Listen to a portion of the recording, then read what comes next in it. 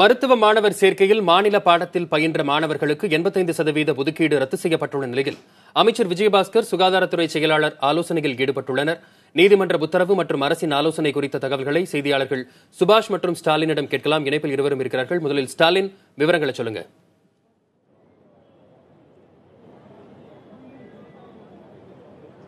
வசந்த், இந்த மருத்துவ மாணவர் சேர்க்கை அடிப்படையில் பார்த்தோம் என்றால் இந்த 85% உள்ளொதுக்கீட்டை தற்போது சென்னை உயர்நீதிமன்றம் அந்த அரசாணையை ரத்து செய்துள்ள நிலையில் அடுத்த கட்டமாக இந்த வழக்கில் மேல்முறையீடு செய்வதற்காக தற்போது தமிழக அரசு முடிவு செய்திருக்கிறது. குறிப்பாக தற்போது தமிழக சுகாதாரத்துறை அமைச்சர் விஜயபாஸ்கர், செயலர் ராதாகிருஷ்ணன் மற்றும் ஆகியோர் தமிழக அரசின் தலைமை வழக்கறிஞருடன் ஆலோசனையில் ஈடுபட்டு வருவதாக தகவல் தெரிவிக்கின்றன. நிச்சயமாக இந்த வழக்கை பொறுத்தவரை மாணவர்களின் நலனை கருத்தில் கொண்டு மேல்முறையீடு செல்வதற்கான வாய்ப்புகள் அதிகம் உள்ளதாக கருதப்படுகிறது. அதனை உறுதிப்படுத்தும் விதமாகத்தான் சுகாதாரத்துறை செயலர் ராதாகிருஷ்ணன் இது தொடர்பாக தெரிவித்துள்ளார்.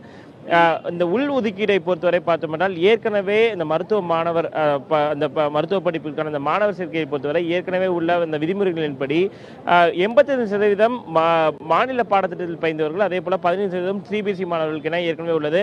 அதில் இந்த நீட் தேர்வு மத்திய அரசு நிச்சயமாக அமல்படுத்திய காரணத்தினால் இந்த 85% உள்ளதை 100ஆக மாற்றி அதில் 85% மாநில பாடத்திட்டத்தில் பயின்றவர்களுக்கும் அதே போல 15% இந்த சிபிஎஸ்இ மாணவர்களுக்கும் என உள்ள ஒதுக்கீட்டினை தமிழக அரசு அரசாணையாக வெளியிட்டது. இதை கடந்த வாரம் கூட தமிழக சட்டப்பேரவையில் சுகாதாரத்துறை அமைச்சர் விஜயபாஸ்கர் வெளியிட்டார். அதன் பிறகு எதிர்க்கட்சிகள் தொடர்ச்சியாக இந்த விஷயத்தை பொறுத்தவரை மாணவர்களின் நலனை கருத்தில் கொண்டு உடனடியாக இதனை சட்டமாக நிறைவேற்ற வேண்டும் ஒரு கோரிக்கையை விடுத்திருந்தாலும் கூட தமிழக சட்டப்பேரவையில் இது தற்போது வரை சட்டமாக நிறைவேற்றவில்லை. இந்த நிலையில் சென்னை உயர்நீதிமன்றம் இந்த விஷயத்தை இந்த உள்ள ஒதுக்கீட்டை ரத்து செய்துள்ள நிலையில் தற்போது திமுக உள்ளிட்ட எதிர்க்கட்சிகள் தமிழக சட்டப்பேரவை தற்போது கூட்டத்தொடர் நடைபெற்று வரும் சூழ்நிலையில் இது தொடர்பாக கேள்வி எழுப்பதற்கான வாய்ப்புகள் உள்ளது. தமிழக அரசை பொறுத்தவரை நிச்சயமாக இந்த வழக்கில் மேல்முறையீடு செய்யும் என்று எதிர்பார்க்கப்படுகிறது. வசந்த், ஸ்டாலின் இணைப்பில் இருங்க, நம்ம தொடர்ந்து பேசலாம். தற்போது சுபாஷ் இணைப்பில் இருக்கிறார், அவரோட பேசலாம். சுபாஷ், 85% இடஒதுக்கீடு அரசாணை தமிழக அரசு பிறப்பித்த அரசாணையை ரத்து செஞ்சு உயர்நீதிமன்றம் உத்தரவிட்டிருக்கு.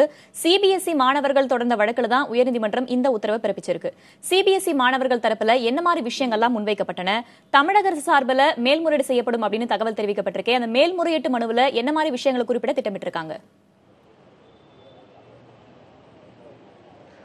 வேதவழி, குறிப்பாக பார்த்தீர்கள் என்றால் இந்த வழக்கை பொறுத்தவரையாக இந்த வழக்கானது சிபிஎஸ்இ மாணவர்களால் தொடுக்கப்பட்ட இருக்கக்கூடிய வழக்கு. அதாவது தங்களுக்கென 15% இடஒதுக்கீட்டை வழங்கக்கூடாது என்று தனிப்பட்ட முறையில் வழங்கக்கூடாது என்று தெரிவித்திருக்கிறார்கள். அது மட்டுமல்லாமல் 100% இருக்கக்கூடிய அனைத்து மாணவர்கள் சேர்க்கையிலையும் எங்களையும் அதில் சேர்த்துக் கொள்ள வேண்டும் என்பதுதான் இவர்களது பிரதான கோரிக்கையாக இருக்கிறது.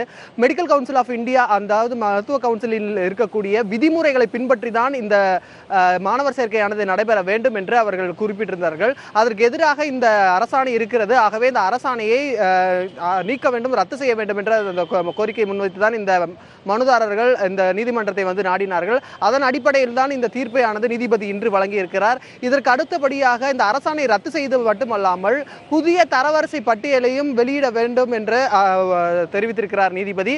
ஆகவே மிக விரைவாகவே அதற்கான முழு விவரங்கள் நீதிபதியின் தீர்ப்பில் நம் கைக்கு கிடைக்கப்பெறும்.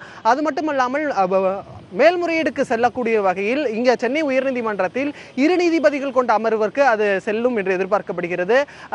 சுகாதாரத்துறை செயலாளரும் அமைச்சரும் தற்போது ஆலோசனையில் அரசு வழக்கறிஞர்களுடன் ஆலோசித்து வருவதாக தகவல்கள் இருக்கின்றன.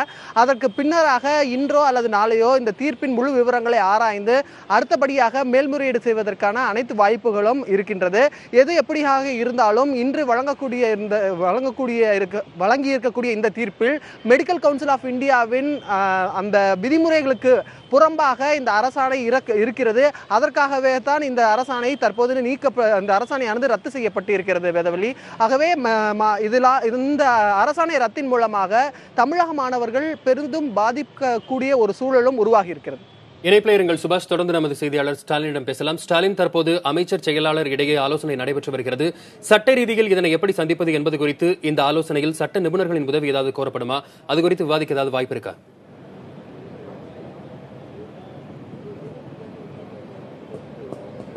நிச்சயமா வசந்த், தற்போது தமிழக அரசின் தலைமை வழக்கறிஞரோடு தான் தமிழக சுகாதாரத்துறை அமைச்சரும் செயலரும் தற்போது இந்த ஆலோசனையில் ஈடுபடுகிறார்கள். நான் ஏற்கனவே குறிப்பிட்டிருந்தபடி இந்த வழக்கு மேல்முறையீடு செல்வதற்கான வாய்ப்பு உள்ளது. ஆனால் இன்று வெள்ளிக்கிழமை என்பதால் தற்போதுதான் சென்னை உயர்நீதிமன்றம் இந்த உத்தரவை ரத்து செய்து இந்த அரசாணையை ரத்து செய்துள்ளது. நாளை, அதாவது சனி ஞாயிறு ஆகிய 2 தினங்களும் நிச்சயமாக மேல்முறையீடு செய்வதற்கான வாய்ப்பு உள்ளது. அதனால் நிச்சயமாக திங்கட்கிழமை அன்று தமிழக அரசு சார்பில் இந்த வழக்கில் இந்த சென்னை உயர்நீதிமன்றத்தின் உத்தரவை எதிர்த்து மேல்முறையீடு செய்வதற்கான வாய்ப்பு உள்ளது. ஏற்கனவே மருத்துவ படிப்புக்கான கலந்தாய்வு என்பது அடுத்த 2 நாட்கள், அதாவது 17ஆம் தேதி முதல் தொடங்கும் என்று ஏற்கனவே தமிழக சுகாதாரத்துறை அறிவித்திருந்தது. இதற்கு முன்பாக, அதாவது தற்போது சென்னை உயர்நீதிமன்றத்தை பொறுத்தவரை புதிய தரவரிசை பட்டியலை தயார் செய்து மருத்துவ கலந்தாய்வை தொடங்க வேண்டும், மருத்துவ படிப்புக்கான மாணவர் சேர்க்கையில் ஈடுபட வேண்டும் என்று சென்னை உயர்நீதிமன்றம் உத்தரவிட்ட நிலையில் இந்த அரசாணை வெளியிடுவதற்கு முன்பாகவே பார்த்தோம் என்றால் தமிழக சுகாதாரத்துறை 2 வகையான இந்த ப்ராஸ்பெக்டஸ் வழிகாட்டு நெறிமுறைகளை ஏற்கனவே தயார் செய்துதான் இந்த கலந்தாய்வில் மாணவர் சேர்க்கையின் போது கொடுக்க இருந்தது. அந்த அடிப்படையில் நீட் தேர்வு முடிவுகளின் அடிப்படையிலும் அதே போல +2 தேர்வு என்ற அடிப்படையிலும் நீட் தேர்வு முறையே தமிழகத்தில் செல்லும் அதனை அமல்படுத்த மத்திய அரசு உத்தரவிட்டிருந்த நிலையில் இந்த 17ஆம் தேதி வழிகாட்டு நெறிமுறைகள் அந்த நீட் தேர்வு அடிப்படையிலே, நீட் தேர்வு முடிவுகளின் அடிப்படையிலே செய்யப்பட்டிருந்தது. இந்த நிலையில் சென்னை உயர்நீதிமன்ற உள் ஒதுக்கீடு விவகாரத்தில் தற்போது சென்னை உயர்நீதிமன்றமும் இந்த உத்தரவை, அந்த அரசாணையை ரத்து செய்துள்ள நிலையில் நிச்சயமாக திங்கட்கிழமை அன்று தமிழக அரசு சார்பில் இந்த வழக்கில் மேல்முறையீடு செய்வதற்கான வாய்ப்புகள் அதிகம் உள்ளது. அதற்கான ஆலோசனை தான் தற்போது சட்ட நிபுணர்களும் அரசின் தலைமை வழக்கறிஞருடன் சுகாதாரத்துறை அமைச்சர் மற்றும் செயலர் ஆகியோர் ஈடுபட்டு வருகிறார்கள். வசந்த், ஸ்டாலின் இணைப்பில் இருங்க, தொடர்ந்து பேசலாம். தற்போது நமது செய்தியாளர் சுபாஷிடம் பேசலாம். சுபாஷ், வரும் 17ஆம் தேதி நடைபெற இருந்த கலந்தாய்வு தரவரிசை பட்டியலை நிறுத்தி வைக்க ஏற்கனவே உத்தரவிடப்பட்டிருந்தது. தற்போது தமிழக அரசு பிறப்பித்திருக்கும் அரசாணையை உயர்நீதிமன்றம் ரத்து செஞ்சிருக்கிறதுனால மருத்துவ மாணவர் சேர்க்கை தாமதமாக வாய்ப்பு இருக்கிறதா? நிச்சயமாக வேதவள்ளி, ஏனென்றால் இதில் மேல்முறையீடு செய்ய போவதாக அதற்கான சட்ட ஆலோசனைகள் எல்லாம் நடத்தி வருவதாக நமது செய்தியாளர் ஸ்டாலின் தெரிவித்தார். அதே போல பார்த்தீர்கள் என்றால் இந்த சட்ட ஆலோசனையை மேற்கொண்டு ஹையர் அப்பீலாக, அதாவது மேல்முறையீடு செய்யும் பட்சத்தில் அந்த வழக்கு எப்பொழுது விசாரணை எடுத்துக்கொள்ள வேண்டும், மிக முக்கியமாக மாணவர் சேர்க்கையானது ஆகஸ்ட் மாதத்திற்குள் நடத்தி முடிக்க வேண்டும் என்று ஒரு விதி இருக்கிறது. அதற்கு முன்பாகவே இதெல்லாம், இந்த பிரச்சனையெல்லாம் முடித்துவிட்டு 85% இடஒதுக்கீட்டில் நடைபெறுமா அல்லது மருத்துவ கவுன்சில் இருக்கக்கூடிய விதிமுறைகளை பின்பற்றி நடக்குமா என்பதை நாம் அந்த இந்த மேல்முறையீடுக்கு பிறகுதான் சொல்ல முடியும். நிச்சயமாக எது எப்படியாக இருந்தாலும் இந்த கால தாமதம் ஆகும் என்பது உறுதியாக இருக்கிறது. நீதிமன்றத்தை நாடி அவர்களுக்கு தேவையான அனைத்து விதமான ஆலோசனைகளை நீதிமன்ற வாயிலாகத்தான் இனிமேல் பெற முடியும். இந்த ஆணையை ரத்து செய்த ஆணையை அவர்கள் திரும்பி அந்த ரத்தை நீக்க வேண்டும். அப்படி நீக்கினால் மட்டுமே இந்த 85% மாணவர் சேர்க்கைக்கான அந்த அரசு ஆணையானது செல்லும். இது போன்ற பல முக்கியமான சாராம்சங்கள் எல்லாம் இடம்பெற்றிருக்கக்கூடிய ஒரு கலந்தாய்வாக இந்த மருத்துவ கலந்தாய்வு இந்த வருடம் பார்க்கப்படுகிறது. நீட் தேர்வின் முறையிலாக இந்த மாணவர் சேர்க்கையானது இந்த ஆண்டு அகில இந்திய அளவில் எல்லா மாநிலங்களிலும் இந்த நீட் தேர்வானது நடைபெற்று முடிந்திருக்கிறது. இதெல்லாம் கலந்து கொண்டு எப்படி இதெல்லாம் உள்ளீடாக எடுத்துக்கொண்டு எந்த மாதிரியான வழிமுறைகளை பின்பற்றி இந்த மாணவர் சேர்க்கையை நடத்த போகிறார்கள் என்பதை பொறுத்திருந்துதான் பார்க்க வேண்டும். நிச்சயமாக 17ஆம் தேதி கலந்தாய்வு நடப்பதற்கான வாய்ப்பு, அதற்கு முன்பாகவே 14ஆம் தேதியான இன்றைய தினமாகவே அதற்கான தரவரிசை பட்டியல் எல்லாம் வெளியிட போவதாக ஏற்கனவே தோராயமான கணக்கீடு எல்லாம் சொல்லப்பட்டிருந்தது. ஆனால் நீதிமன்ற உத்தரவின் பேரில் அது அனைத்துமே நிறுத்தி வைக்கப்பட்டிருக்கிறது. தற்போது நீதிமன்ற உத்தரவின் காரணத்தினால் தமிழக அரசு அடுத்த கட்டமாக என்ன செய்ய போகிறது என்பதை மாணவர்கள் மற்றும் அவர்கள் பெற்றோர்கள் எதிர்நோக்கி காத்திருக்கிறார்கள். இணைப்பிலே இருங்க சுபாஷ், தொடர்ந்து பேசலாம். ஸ்டாலின், பேரவையும் தற்போது கூடி நடைபெற்றிருக்கிறது. பேரவையில் இது குறித்து விவாதிக்கிறதுக்கு ஏதாவது வாய்ப்பு இருக்குதா?